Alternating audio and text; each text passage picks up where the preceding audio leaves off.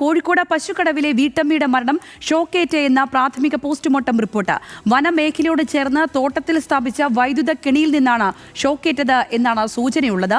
മരിച്ച ബോബിയുടെ കയ്യിൽ പൊള്ളലേറ്റ പാടുകളുണ്ട്. ഇന്നലെ ഉച്ചയോടെ കാണാതായ ബോബിയെ മരിച്ച നിലയിൽ കണ്ടെത്തിയത് കോങ്ങാട് മലയിലാണ്. രതീഷ് വാസുദേവനുണ്ട് കൂടുതൽ വിശദാംശങ്ങളുമായി. രതീഷ്, ഇതിനകത്തെ കാര്യങ്ങളൊക്കെ ഇപ്പോൾ വ്യക്തമായി തന്നെ വരുന്നു. എന്തൊക്കെയാണ് പോസ്റ്റ്മോർട്ടം റിപ്പോർട്ടിൽ പറയുന്നത്?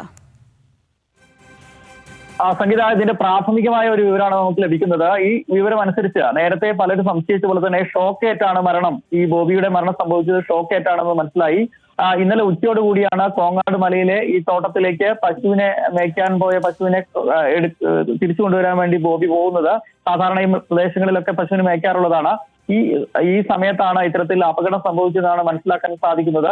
ഇവിടെ വനാതിർത്തിയോട് ചേർന്ന ഒരു കൊക്കോ തോട്ടമാണ്. ഇവിടെ സ്ഥാപിച്ച ഇതിൽ ആരാണ് കെണി സ്ഥാപിച്ചതിനെ സംബന്ധിച്ചുള്ള പരിശോധന നടത്തേണ്ടതുണ്ട്.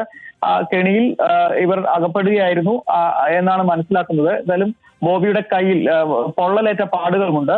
ഇത്തരത്തിൽ മറ്റൊരു സാഹചര്യവും ബോബിയും അതുപോലെ തന്നെ പശുവും ബോബി മരിച്ച് കിടക്കുന്നതിന്റെ അല്പം മാറി തന്നെ പശുവിനെയും ചത്ത നിലയിൽ കണ്ടിരുന്നു. അതുകൊണ്ട് ഒരേ സമയം ഇത്തരത്തിൽ രണ്ട് മരണങ്ങൾ എങ്ങനെ സംഭവിച്ചു എന്നുള്ള സംശയം എല്ലാവർക്കും ഉണ്ടായിരുന്നു. ഷോക്ക് ഏറ്റതാകാൻ, ഇടിമിന്നൽ ഏറ്റാണോ മരണം എന്ന് പോലും സംശയിച്ചിരുന്നു.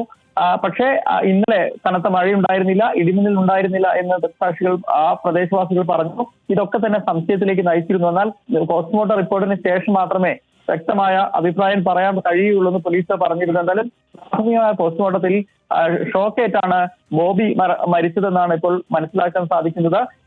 ഈ പശുവിന്റെ പോസ്റ്റ്മോർട്ടം വെറ്റിനറി ഡോക്ടർമാരുടെ പ്രത്യേക സംഘം ആ പ്രദേശത്ത് നടത്തിക്കൊണ്ടിരിക്കുകയാണ്. അതിന്റെ വിവരങ്ങൾ വരാനിരിക്കുന്നതേയുള്ളൂ. എന്തായാലും ഈ ബോബിയുടെ മരണം ഷോക്കേറ്റാണെന്ന് വ്യക്തമായിരിക്കുന്നു.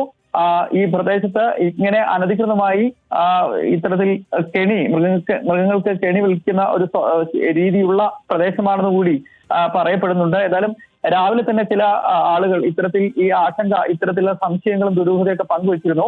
മാത്രവുമല്ല, ഈ കൊക്കോ ചെടിയുടെ മുകളിൽ ഇലക്ട്രിക് ലൈനിന്റെ കമ്പി കുരുക്കി ഫെൻസിങ് ചെയ്ത രീതിയിലുള്ള ചില ഭാഗങ്ങൾ അവിടെയുള്ള ഗ്രാമപഞ്ചായത്ത് അംഗങ്ങൾ ഉൾപ്പെടെ ചൂണ്ടിക്കാണിച്ചിരുന്നു. ഇതൊക്കെ തന്നെ അവർക്ക് ദുരൂഹതയുണ്ട്. ഇത്തരത്തിൽ കെണി വെച്ച് ഷോക്കേറ്റാണ് ഈ സ്ത്രീ മരിച്ചത് എന്ന് അത്തരത്തിലൊരു ആശങ്ക അവർ തന്നെ ഉയർത്തിയിരുന്നു. അതുകൊണ്ട് തന്നെയാണ് കോഴിക്കോട് മെഡിക്കൽ കോളേജിൽ വിശദമായ പോസ്റ്റ്മോർട്ടം നടപടികൾക്ക് ബോബിയുടെ മൃതശരീരം ഇങ്ങോട്ട് കോഴിക്കോടേക്ക് കൊണ്ടുവന്നത്. എന്നാൽ ഇപ്പോൾ പ്രാഥമികമായി ലഭിക്കുന്ന സൂചനകൾ, നേരത്തെ ഉണ്ടായിരുന്ന ആശങ്കകൾ, നാട്ടുകാരുടെ ഉൾപ്പെടെ ഉണ്ടായിരുന്ന ആശങ്കകൾ ശരിവെക്കുന്ന തരത്തിൽ ഷോക്കേറ്റാണ് ബോബിയുടെ മരണം എന്ന് തന്നെയാണ് മനസ്സിലാക്കുന്നത്. എന്തായാലും പോലീസ് മറ്റ് നടപടിക്രമങ്ങളിലേക്ക് നീങ്ങുകയാണ്. ഏത് തരത്തിലാണ് ഈ കെണി അവിടെ സ്ഥാപിക്കാനുണ്ടായ സാഹചര്യങ്ങൾ ഉൾപ്പെടെ പരിശോധിക്കും. മാത്രമല്ല, വനം വകുപ്പും ഇത് സംബന്ധമായ കേസെടുക്കാൻ തീരുമാനിച്ചിട്ടുണ്ട്. വലിയ പരിശോധനകൾ ആ പ്രദേശത്ത് നടക്കുന്നു. ഇത്തരത്തിൽ മൃഗവേട്ട നടത്തുന്ന അല്ലെങ്കിൽ കെണി വെച്ച് മൃഗങ്ങളെ പിടികൂടി വിൽപ്പന നടത്തുന്ന സംഘങ്ങൾ പലയിടത്തുള്ളതായി നമുക്കറിയാം. നിലമ്പൂർ ഉൾപ്പെടെ വലിയ ഒരു ദാരുണ മരണത്തിന് കാരണമായത് അതാണ്. പാലക്കാടൊക്കെ ഇത്തരത്തിൽ ചില സംഭവങ്ങൾ നമ്മൾ അറിയാറുണ്ട്.